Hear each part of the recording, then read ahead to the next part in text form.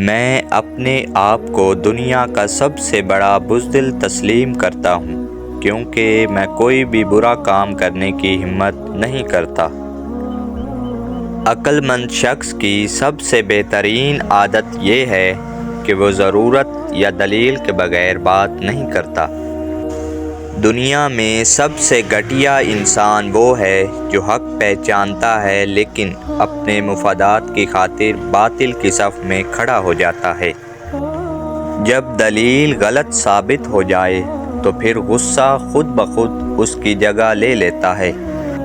صحت اور خوشی انسان کی خوبصورتی میں اضافہ کرتی ہے۔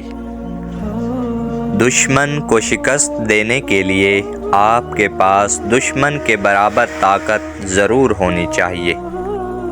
جہاں عورت کی حکومت ہو وہاں کا نظام صحیح طریقے سے نہیں چل سکتا۔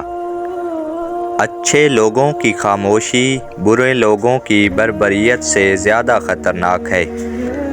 جو لکڑی پہلے سے سلگ رہی ہو اسے جلانا مشکل نہیں ہوتا۔ کسی انسان کے اخلاق پر اس وقت تک یقین نہ کرو جب تک تم اسے غصے کی حالت میں نہ دیکھ لو۔ جب آپ کسی پر اندھا اعتماد کرتے ہیں تو آپ ثابت کر دیتے ہیں کہ آپ واقعی میں اندھے ہیں۔ بغیر وجہ کے ہنسنا بدتمیزی ہے۔ جو ماحول آپ کو آگے بڑھنے نہیں دے رہا اسے چھوڑ دیں۔ حالات بہتر ہونے کا انتظار نہ کرو کیونکہ جب تک آپ آغاز نہیں کرو گے حالات بہتر نہیں ہوں گے۔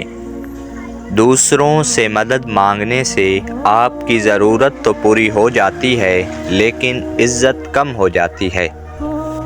اپنی طاقت اور حسن پر غرور کرنا بے وقوفی ہے کیونکہ دونوں نے ہی ایک دن ختم ہو جانا ہے۔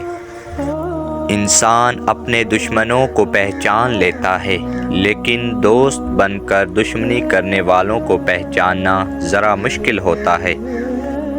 تعریف سے دور رہنا چاہیے کیونکہ منہ پر کی گئی تعریف ایسا زہر ہے جو انسان کو مار دیتا ہے۔